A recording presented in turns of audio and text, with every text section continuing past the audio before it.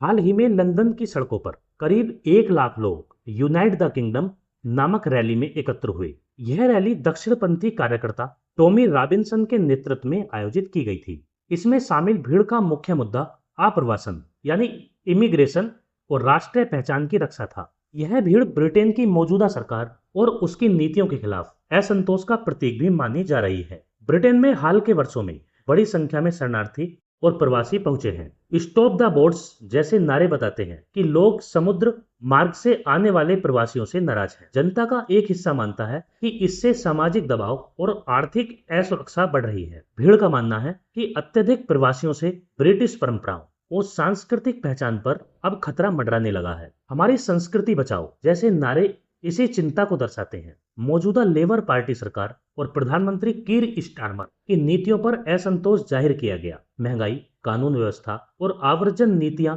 मुख्य आलोचना के बिंदु रही। सोशल मीडिया पर व्यापक प्रचार ने इस रैली को बल दिया। यहाँ तक कि एलन मस्क ने भी वीडियो संदेश भेजकर सरकार की आलोचना की, जिससे इस आंदोलन को वैश्विक सुर्खियां मिली। यह विरोध शांतिपूर्ण नहीं रहा। पुलिस और प्रदर्शनकारियों के बीच झड़प हुई, बैरिकेड्स तोड़े गए और बोतलें फेंकी गई। करीब 25 लोगों की गिरफ्तारी और कई पुलिसकर्मियों की चोटें इसकी तीव्रता को दर्शाती हैं। साथ ही स्टैंड अप टू रेसिज्म नामक समूह ने एक काउंटर प्रोटेस्ट भी किया, जिसमें हजारों लोग शामिल हुए। यह सवाल महत्वपूर्ण है कि क्या यह रैली ब्रिटेन में राजनीतिक सत्ता परिवर्तन का संकेत है? इसका उत्तर जटिल है। इतने बड़े पैमाने पर जुटान यह दर्शाता है कि जनता के एक हिस्से में गहरा असंतोष है। यदि यह असंतोष चुनावों तक संगठित रूप से पहुंचा तो यह मौजूदा सरकार को चुनौती दे सकता है। दक्षिणपंथी या राष्ट्रवादी पार्टियां इस मौके का फायदा उठाकर अपनी लोकप्रियता बढ़ा सकती हैं। सिर्फ रैली से सत्ता परिवर्तन संभव नहीं है। चुनावी राजनीति में संगठित दल,